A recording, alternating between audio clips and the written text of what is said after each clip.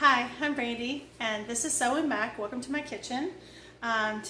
Tonight, it's late afternoon right now. Tonight, so this will be a little bit late dinner, but that's kind of how we roll in the summer.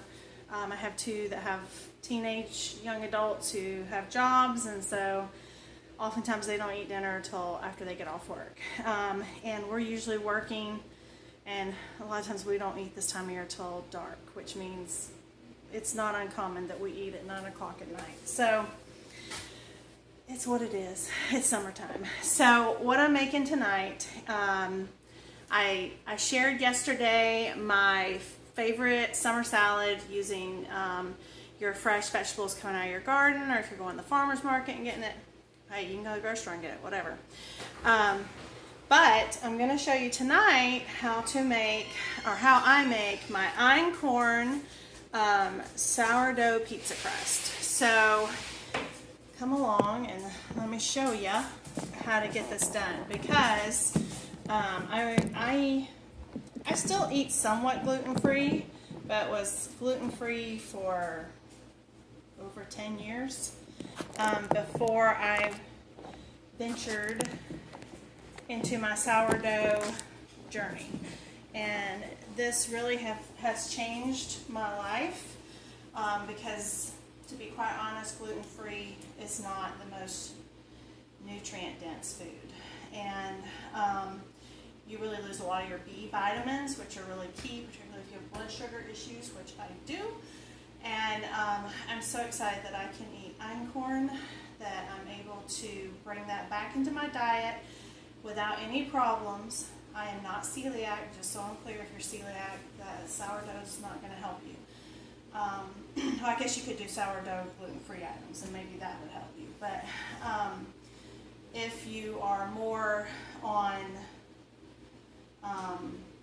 allergic or allergy or other reasons that a lot of people go gluten-free, then autoimmune, that kind of stuff, this really could work for you. It's a slow process. It's one that you have to build a tolerance to, but it is very much worth doing. So with that being said, I want to go ahead and get started. And I use, in this recipe, I have a mill, and I mill my own wheat. The only wheat that I will mill and use that I have been able to successfully use and be okay with and digest okay and not have any kind of autoimmune response has been Kamut wheat, which is also an ancient grain, as well as einkorn. Kamut actually has less gluten than einkorn, and it is what I actually started with. And I'll walk through that process of building my sourdough starter out of Kamut. So my sourdough starter is from, I started it December 26, 2020, and I milled all of my Kamut wheat that went into this to build this. And it's active and alive, and because we are now on, let's see, today is July 9th, 2022. So I have mastered that, and I keep it going, and I'm just grateful for that. So, but with this recipe, as I was saying, I do have a whisper mill, and I typically mill my grain. But for this recipe, I'm not. I'm actually going to be using my Jovial all-purpose einkorn flour, because you can do it with milled, and I have, but I kind of like the consistency when I use the all-purpose, or at least part of the all-purpose, with the Kamut sourdough. That's just my preference. I would say if you're starting out, probably don't use this yet. You would probably want to stick with just grains that you were milling and take it slow, but as you build a tolerance, then you can certainly do this. So I have my all-purpose Jovial Einkorn flour. I love this stuff. It is getting harder to find right now with everything going on in the world. So if you cannot find it, mill your own. And I will tell you, Kamut is a cheaper ancient grain than einkorn. Einkorn is pretty expensive. So just keep that in mind, and you could totally make this with all milled if that's what you want, okay? So I have 1 cup, and the recipe calls for, you're gonna need your einkorn flour, your sourdough starter, you're gonna need some yeast. Yes, I have sourdough starter, but this is gonna be ready to bake in a couple hours. So that's why you need the yeast. So you're kind of using these in conjunction. You need some real salt. You need some olive oil, and I'm using an infused one that I found at Aldi's. This was cheap. I think it was like $3.49 or $3.99. It may have been up to $3.99. I can't remember. But this one is a basil infused, and I got it in the winter because I'm going to make my own with my own fresh basil that I picked out of my garden. But for tonight, I want to use this up, and I have it, so we're going to use it. And you need a little sugar so you can feed that yeasty part that's going to give you some elasticity and rise. Because one of the things about einkorn, Kamut, is you're not going to have that same elasticity you would if you're using a hard wheat, a soft wheat, or any of those. It's a little bit different. So by adding a little yeast to it with a little sugar, you're going to get a little bit more of that going on. Alright, so the first thing you want to do is you have a large bowl. I've got my bowl, and I'm going to mix my water, which is 1 1/4 cup, and you want it to be room temperature so that it's going to kind of bloom your yeast. So I'm going to pour this in the bowl. And for my yeast, I need 1, this was been in my freezer, by the way. If you want to know how to keep your yeast, put it in a mason jar, put it in the freezer. And put a date. Put a date on it so you know when it's no good. So you need 1 teaspoon of the fast dry-acting yeast. You're going to put in your water. And then you're going to need 1 cup of your sourdough starter. So what I'm going to do before I put my sourdough starter in here is I'm just going to take that yeast to my water. And I used Berkey water so that there's no fluoride. I don't know that it matters so much with the yeast about that, but when you are dealing with sourdough and fermentation, you have to have clean water, pure water. You can't have additives, you can't have chlorine in it. It'll kill those bacteria. And so I use my Berkey for that. And that's where my water came from. I had just pre-done it. Matter of fact, I have a little measure cup. It stays underneath my Berkey at all times so I can get what I need when I need. Alright, so the next thing you're going to do is you're going to take a cup of your sourdough starter, which means I'll have to feed my starter later on because I'm taking all this volume out, so I have to replace it. And I'm going to put it in here with the bloom.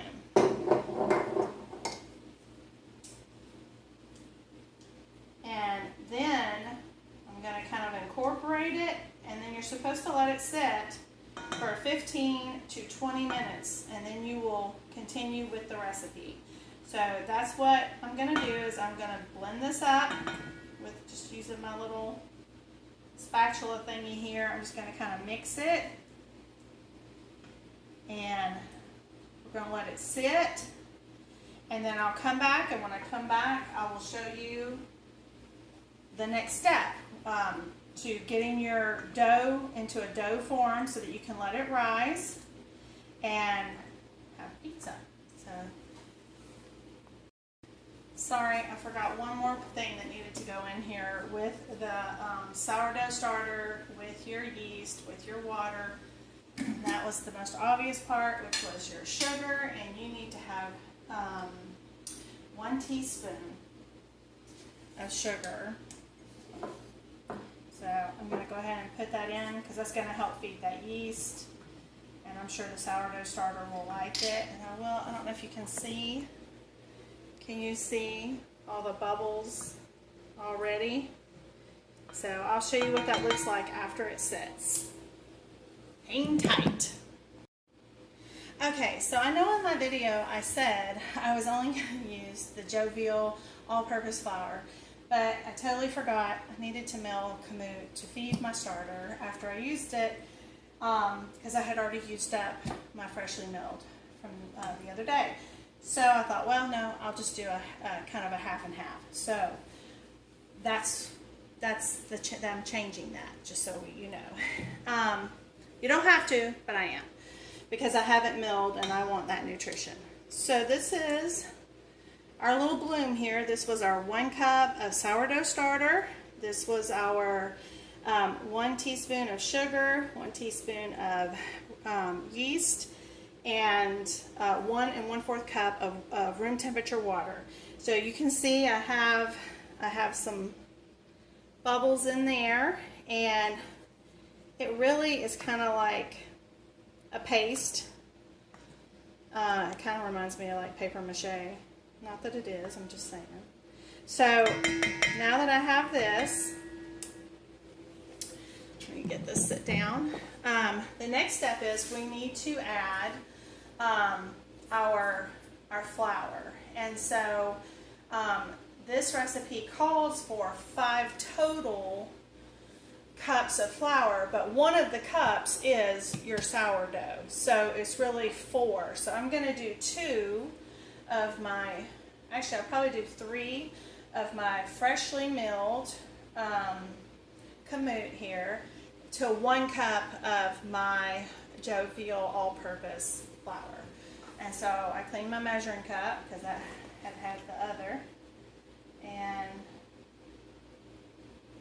I'm going to put this in here. 1, 2,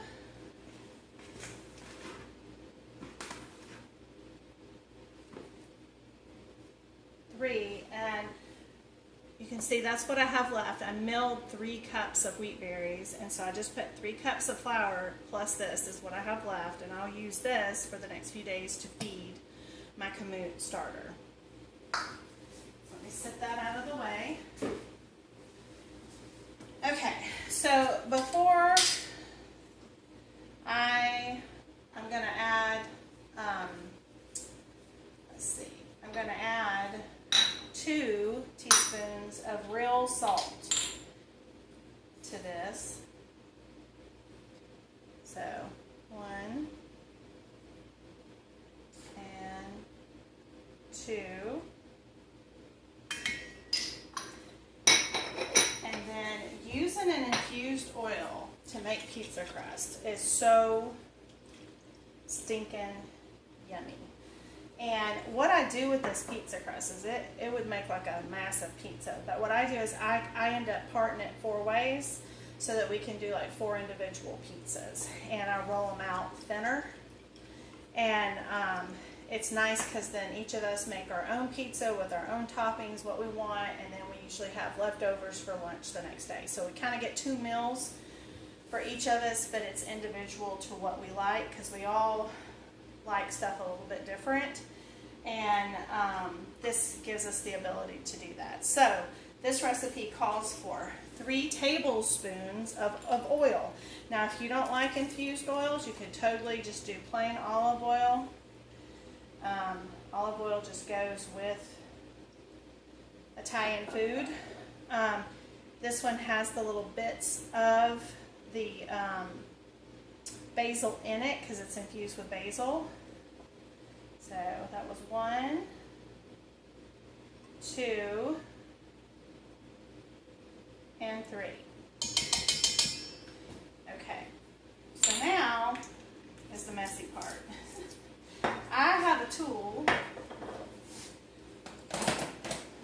It's a dough tool. I actually got this from Jovial when I put a purchase in with them. I saw this on their website. I even got their Jovial. They have a cookbook, which is really good too. But anyway, and this recipe didn't come. If it did, I don't remember seeing it. I kind of made this up. So, and it works. So that's all I can tell you. Anyway, so this is their tool. Jovial is in, where they get all their einkorn is part in Italy. So it's imported in. So anyway, so I like this tool. And I know I'm missing still 1 cup of flour because you want to kind of get this going because you're going to need that flour as you're trying to form your pizza dough. And I just like this tool. It smells really good. And so you can see right now this is pretty wet, which is good. Okay, and this would be too wet to knead. That's why we have the other cup. So now I'm going to take my measuring cup, and you can see the Jovial all-purpose flour is white. I mean, it has been processed, but I don't know, it doesn't bother me. That's all I can tell you. I think it has less processing. And I know that if you read their site or if you read their book, they actually have a child, kind of same thing, gluten-free, and they found that wheat grown this traditional way, it being an ancient grain, that if done properly, their daughter could eat it. And so that's kind of what inspired their products and stuff. And I like all their products. They do have a gluten-free line, and it's fine. But I'm so happy that I can eat the Einkorn whole wheat line. I can eat their pastas. I love their pastas. I have no problem, even though those don't have sourdough. But it took me a while to get to that place. So now you can see that looks more like a dough coming together. So now I'm getting to a place where I gotta get my hands in it. So you want to have clean hands.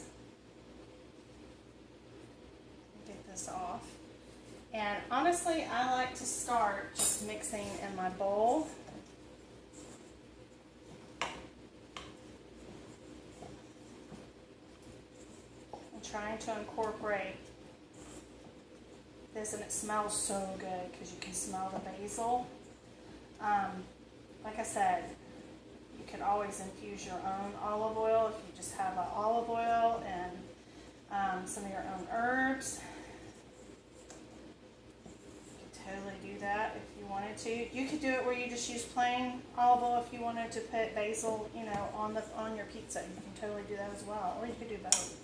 Or you could do a different one. I've done it with my friend Jennifer, who has the shop. She has one that's a Tuscan herb. It's really good that we've done before.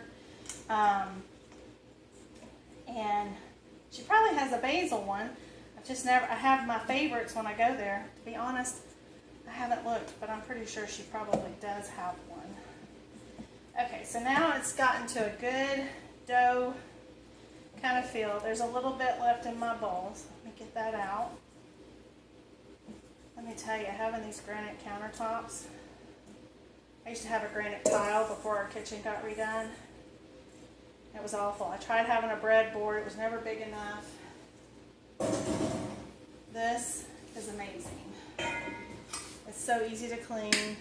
And so I'm going to take a little of my flour, kind of dust it around, because you want to knead this for just a little bit.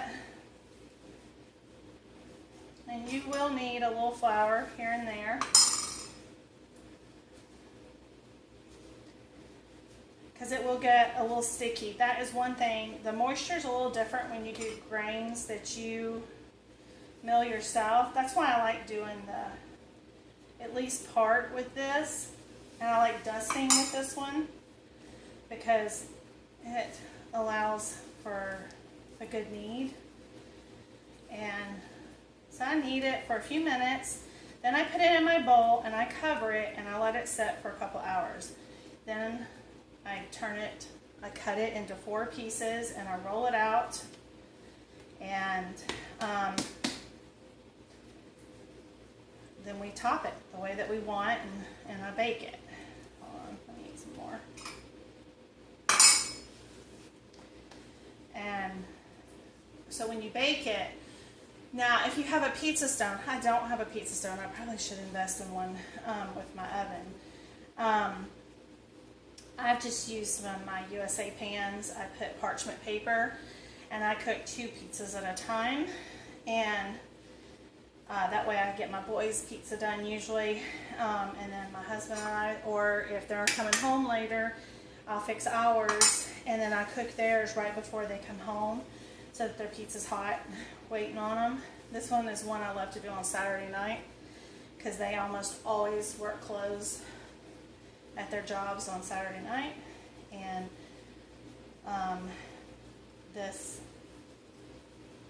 makes really an easy dinner because I can have it put together on parchment and just ready to go.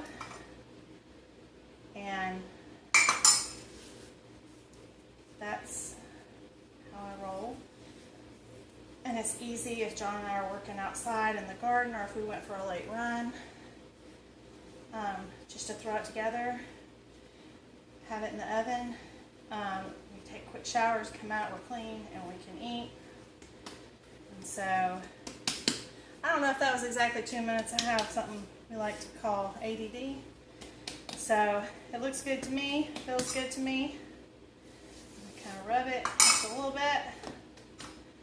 Just a little bit. And I'm going to get a clean dish. I'm actually going to put a little flour in the bottom of the bowl. You can do cornmeal if you like. Okay. I'm just going to kind of do it like this. I'm going to set it in the bowl. I'm going to cover this with some, what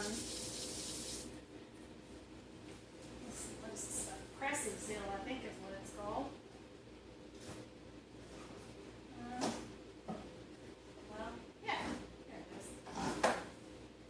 Press and seal.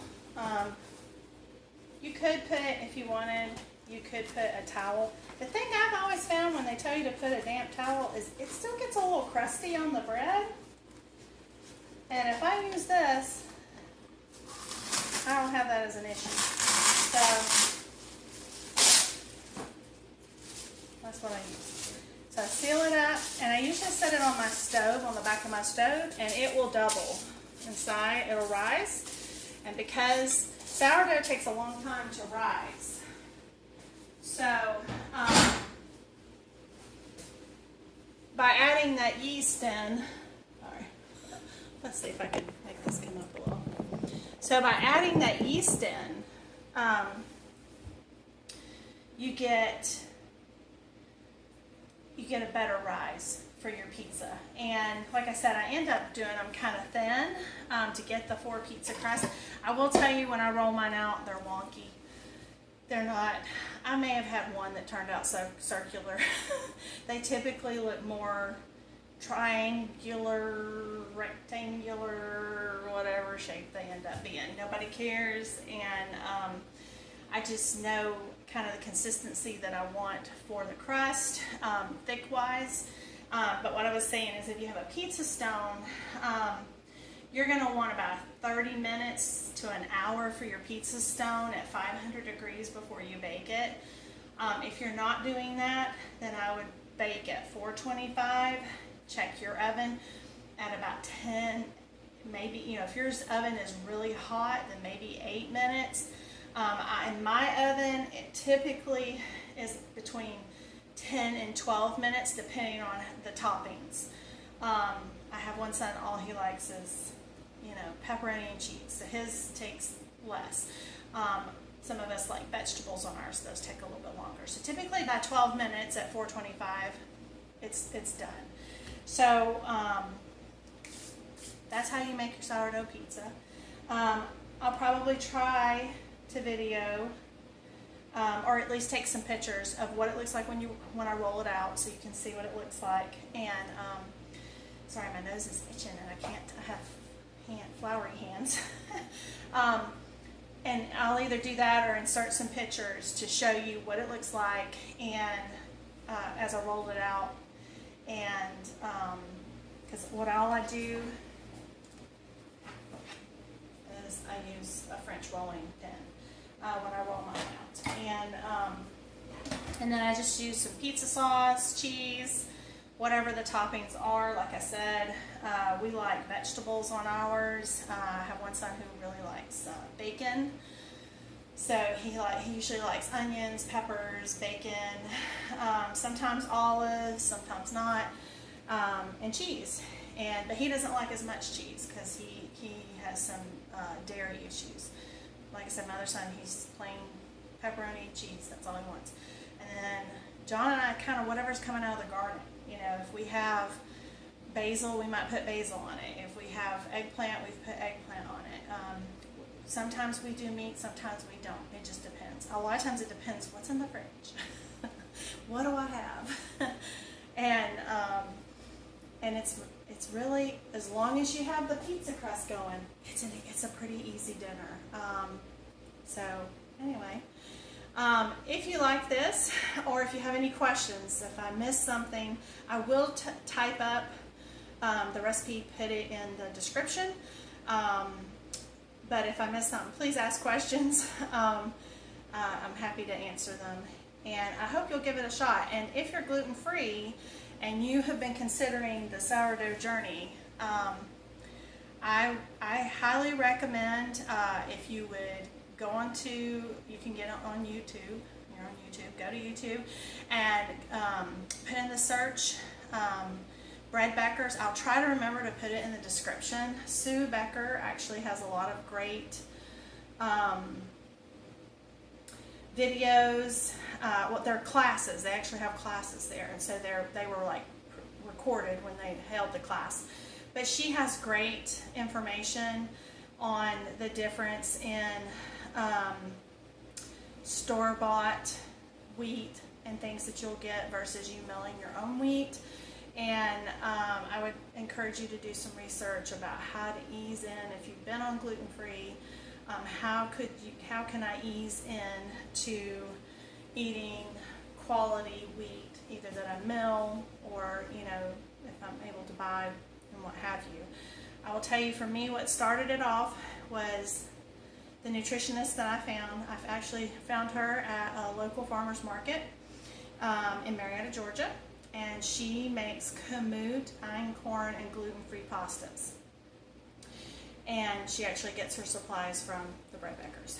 And she studied food science at UGA. Very knowledgeable, very nice person. And what she recommended me to try was to make a pasta dish, like my normal pasta dish with the gluten-free like I had always done, but to also have one of Kamut. And when I started, I mainly, like for my dinner, I would eat mainly the gluten-free pasta. And I literally started with like a tablespoon of Kamut pasta. And I did that one time a week for a couple of weeks. I think it was for about a month. And then she had me go from, if you had a cup of pasta, 3/4 of a cup would have been my gluten-free, and the other was the Kamut. And so, I mean, it takes time. That's an added expense. I will tell you, Kamut pasta is not cheap, and it can be kind of hard to find, to be quite honest. Now, you could make it yourself. I hadn't went there yet. The whole process is kind of intimidating to me. I might, just hadn't went there yet. Maybe this winter I will try to make my own pasta. But that's how it started for me. And then I got up to half and half, and then I essentially just went all the way over, and I was okay, and I didn't have any problems. And so eventually, when I started having a very difficult time finding the Kamut pasta, I ventured on, because that was, she told me, she says, now maybe try some einkorn. And so that's what I did. And all the time while this was going on, I was making sourdough starter with my Kamut that I was milling, and I was starting to do sourdough crusty breads with nothing but Kamut. And like I said, I was able to do it and not have any issue.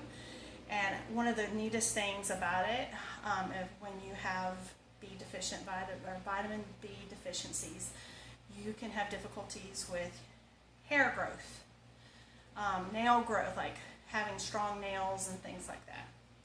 And one of the first things that my hairdresser noticed, and I was kind of noticing, but I thought I was getting breakage in my hair when I actually had new growth in my hair. And so that was, I have really fine, thin hair, so that was really exciting to me. And then the next thing I started noticing that my nails weren't just flaking off. They were really strong, and my mood, I just felt better. So those B vitamins are really important for so many functions. I also noticed that my blood sugar, with gluten-free pastas, I had to be very careful how much I ate, or my blood sugar would go sky high, because most gluten-free pastas use some form of rice and corn mixed. Some of them have some different things as well, but they're typically more on the high glycemic index. And that's just how my body reacted. And so what I noticed when I added the Kamut was that my blood sugar dropped to normal ranges. And for me, that's huge. It is something I have struggled with my whole adult life. And so that was further, it was kind of a further indicator to me I was on the right track and that I needed to keep going. And so that's kind of where I've been. And I'm really thankful and happy that I have. Matter of fact, my last A1C, which was done I think it was mid-May, I dropped down into a normal, not even a pre-diabetic range, which is amazing. That's really amazing for me. And I'm very thankful for that. And so it'll be something I work towards my whole life. So anyway, long story, but anyway, if it's something that you're thinking about, I would highly encourage you.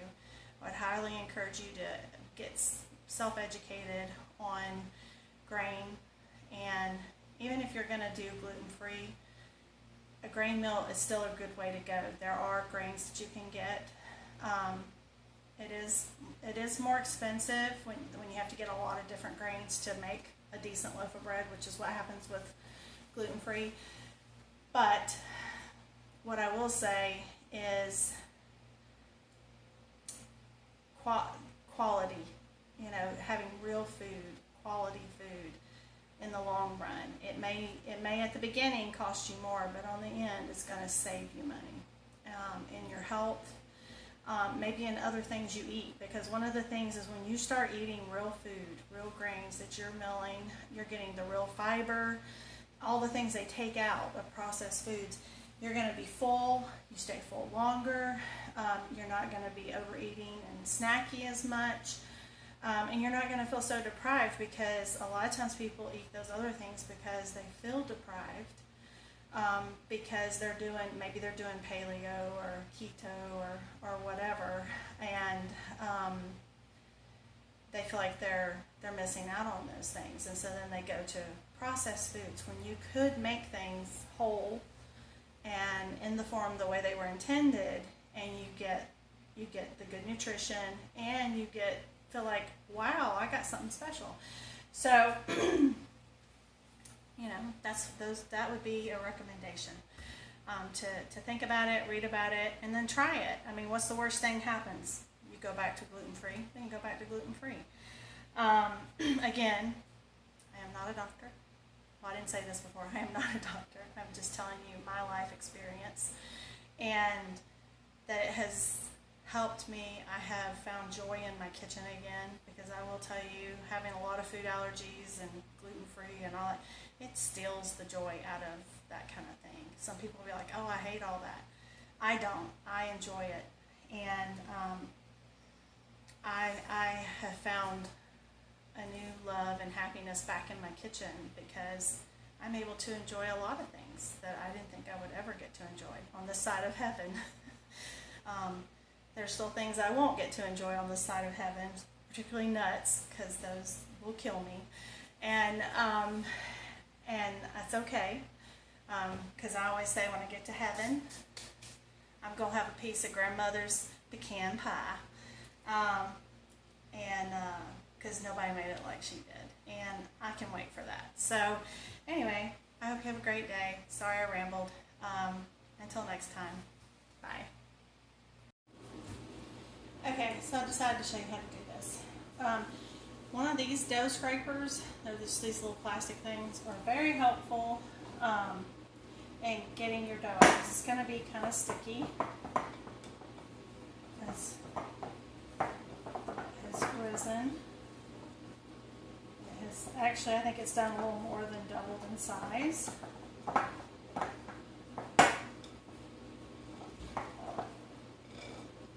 so I'm going to flour my surface. This was all clean. I cleaned it.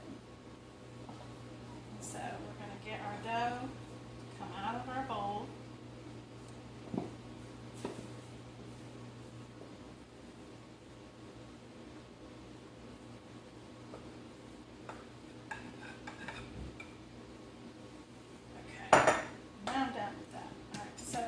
It is a little sticky, and that is one thing about freshly milled wheat or grains. They're a little more moist in this process. I'm just going to I'm going to try to make it into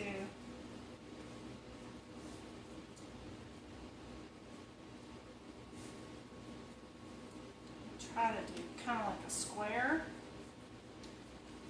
and flip it over, and then I'm going to take my bench scrape and I'm just gonna eyeball it. Now you can get precise with like your scale if you want. I don't. And then again, because remember I'm making individual pizzas, and I have some parchment paper over here. I'll set those on the parchment because I cooked these on parchment paper. Helps with the cleanup. Alright, I'm going to do that one. Alright, so we'll have four pieces and four pizzas to make. Oh, I should have left one over here. I'm a goofball. Okay, so just a little flour in. Now this is the first time where actually these are all more square looking, because when you roll them out, that will kind of dictate how they end up looking. And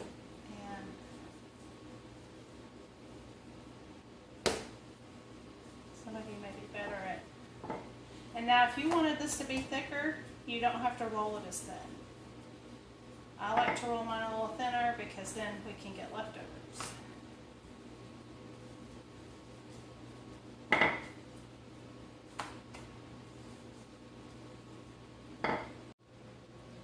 So I just wanted to show you, because I use that infused olive oil, the basil pieces in the crust. And this is why I say when I roll it out, it's a little wonky. It's sorry, it's not perfect, and that's okay. Oops, I tore it. I let it sit too long. So now it's getting kind of weird. Yeah, so it looks like a ghost. Honestly. We're going to redo that. That was bad. Okay, take two. So I don't want to go slow pizza. Okay.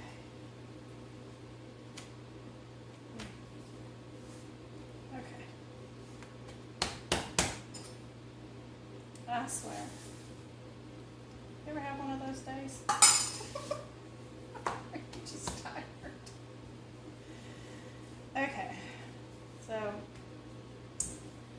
it's not perfect, but hey, it's what it's gonna be, and it's gonna be delicious. So who cares what it looks like? Okay, so if you're having a dinner party with one of these, or you're inviting some friends over for pizza, maybe you want to make this one time before you do it for other people. Not that it won't taste good, but if you're going for a certain look. So, got it on the parchment paper, and now if you do your own pizza sauce, you certainly could, if that's your thing. I found this brand at Azure Standard, and we have liked it because honestly, used to making pizzas, all I used was like spaghetti marinara sauce that I had, but there really is kind of a difference, and this tastes better. So my one son got home, so this is for him. My other son gets off in 30 minutes, so I'll make his next. And actually, I'll probably make my husband's next because he'll be the one driving to pick up our younger son from work. And I cannot believe I have a shower already and I get to take another one. This one's super easy because he likes sauce, he likes pepperoni, and he likes mozzarella, and that's it. And that's how easy this is. And then I've got my oven preheating. And now if you have Parmesan cheese, you could also put some Parmesan cheese on there. It's pretty good. I'm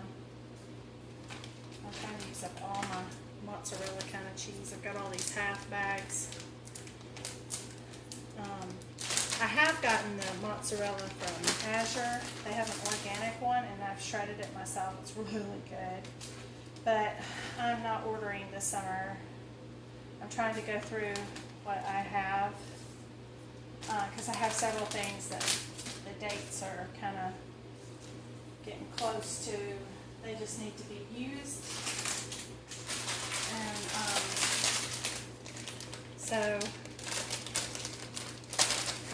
And I'm trying to organize my stuff, like going through my pantry. I had things I found like when I was only shopping once every couple of weeks during COVID, when everything was kind of weird, and found things that got put away in places and they went bad. And so I don't want to bring more stuff in until I can get that stuff situated. Alright, so we've got the cheese, peyote, and now we're going to do some pepperoni because these are the only two things he likes. And then we're going to bake it, and I'll make sure to get that shot. I'm not going to make him taste it though because he would not want to do that on camera. I think he would rather die.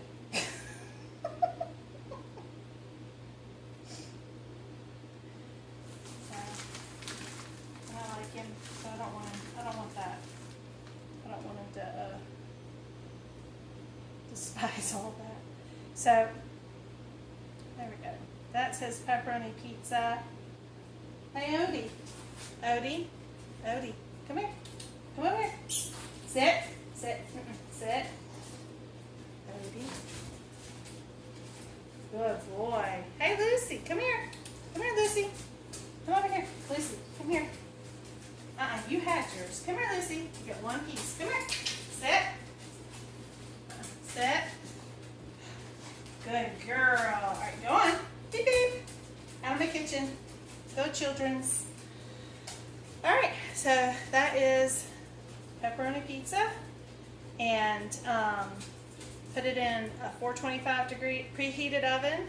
If you have a pizza stone, you can go up to 500 degrees on your pizza stone. Probably won't have to cook it as long as you go that way. But I'll cook this at 425 in my convection oven for 10-ish, maybe 12 minutes at the most. This one usually gets done in about 10 minutes. So anyway, I hope you might give this a try. And if you do, leave it in the comments. Tell me what your favorite toppings are. Thanks. I'm Brandy. This is Sewing Back, and I'll catch you next time. Don't forget to like.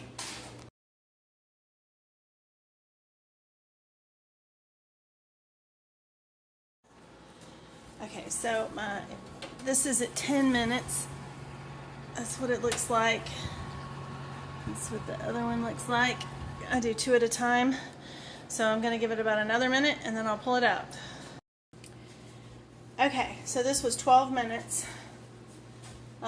This is my husband's. He's got a little bit of everything. This is my son's. He has just pepperoni and cheese. And I just put them out and cut them, and they enjoy them. That's it. That's how you make sourdough pizza from home, from scratch, but not totally from scratch because I'm not milking a cow to make cheese, but enough from scratch. But anyway, hope you'll give it a try. I know it's yummy. So until next time. Hey guys, Brandy here at Sewing Back, and this is going to get slipped into a video I did a couple weeks ago on my sourdough pizza crust, because tonight was Friday night and we made sourdough pizza, and we used our Mrs. Wage's pasta sauce as our pizza sauce, and I wanted to taste it. Okay, so I tasted it like when we made the sauce, but I want to tell you what it's like with my sourdough pizza crust. Really good. It's zesty, very tasty. So I recommend, of course, my sourdough pizza crust, which will be in this video, and Mrs. Wage's pasta sauce, and I will link that in this video if you didn't catch it already. Have a good one.